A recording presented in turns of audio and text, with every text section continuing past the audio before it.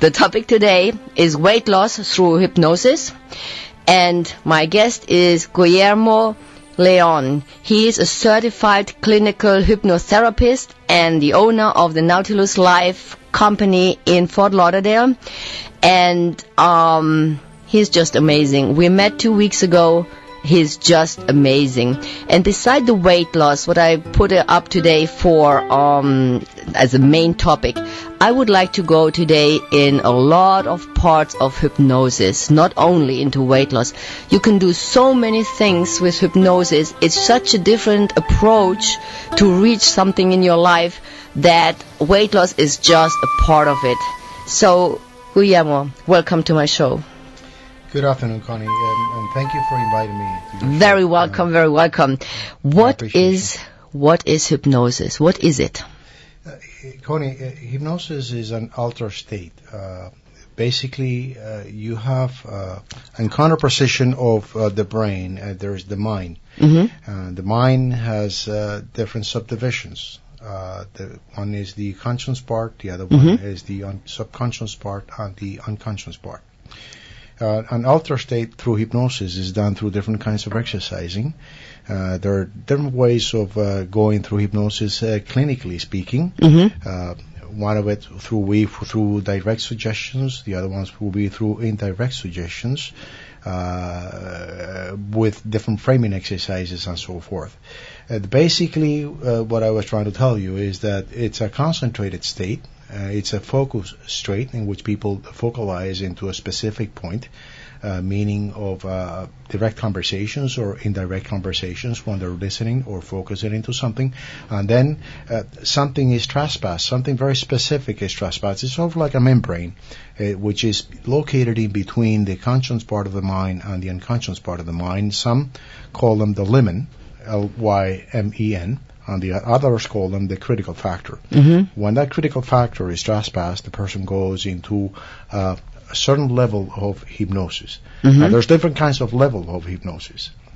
For example, there is a very mild level of hypnosis, which is the beta level, which is the level in which the person goes. And for example, when you're driving, and sometimes everyone goes through this. When people drive and go from one light into another light, sometimes it goes. You can't remember how you got there. Yeah, you get there. You got there, but it seemed to you that it was 5 minutes, but you've been driving for half an hour.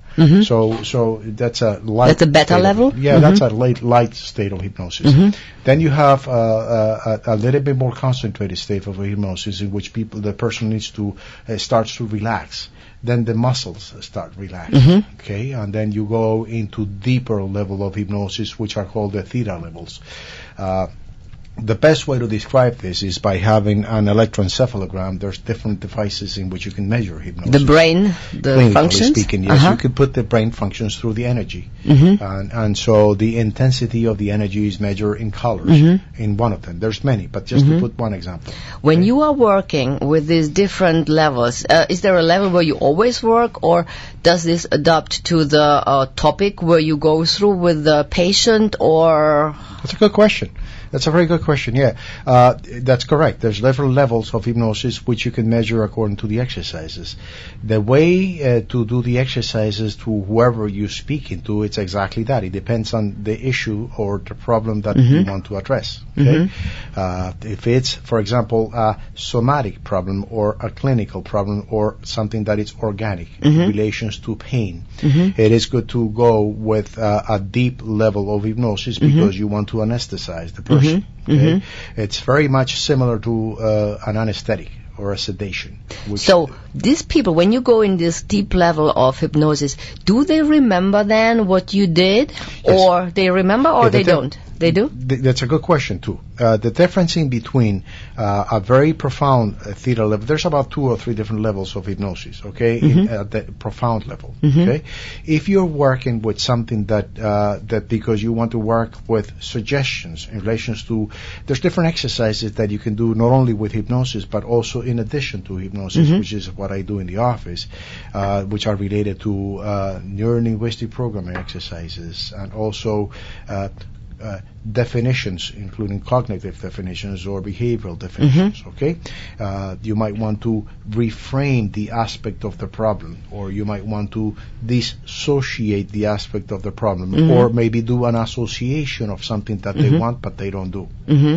So, without taking, because it'll take me the whole day, without taking all of that, okay? What I can tell you is that at the different levels that you can go into the hypnosis levels, you can then trespass that critical factor and put that to the level that it's important for the person that comes into the office.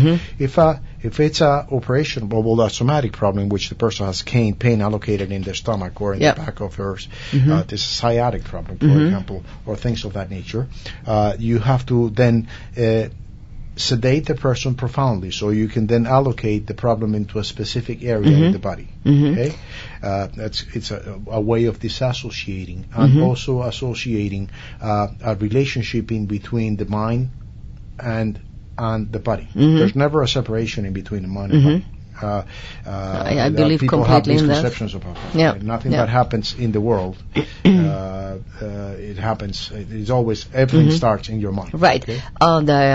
Yesterday I talked to a doctor in my office. I said no, in my gym, and I was asking him about different kind of ulcers, and he told me that ulcer has nothing to do with psychological problems, and I don't believe in that. I believe that a part of it, it could be a bacteria, correct, but that immune system is so weak that you can't fight it, the ulcer. When it's a bacteria, that's coming from a weak immune system, and that's coming because there is another problem. There's another problem behind it. So that leads to something that is very important that you just mentioned. What's behind the problem? Behind the problem, there's a manifestation. Exactly. Of, for example, what you just mentioned right now, again at the clinical level, and I want to clarify, I'm not a doctor. I have a master's degree. I'm not a doctor. Okay?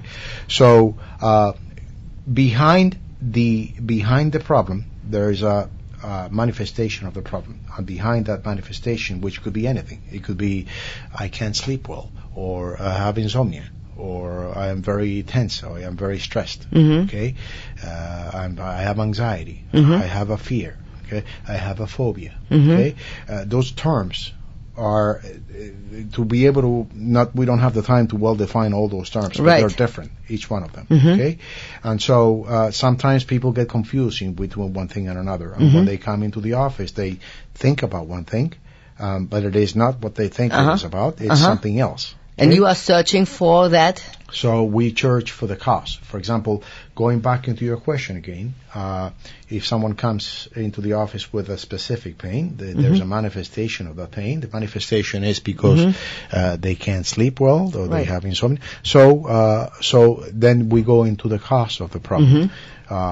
So that requires a specific level of hypnosis. Now, I don't always do hypnosis. It could be also definition exercises in the office. It could be NLP exercises, so it could be I will ask you for that later. I saw that. It could be also life coaching at the end, or for example, wellness coaching at the end of the exercises that I do. Every time when someone comes into the office, they're going to have a different exercise. Then we're going to not only do the exercises, but we're going to test those exercises. Okay, we will take a short break here. We'll come back especially to the NLP. I have a lot of questions to that.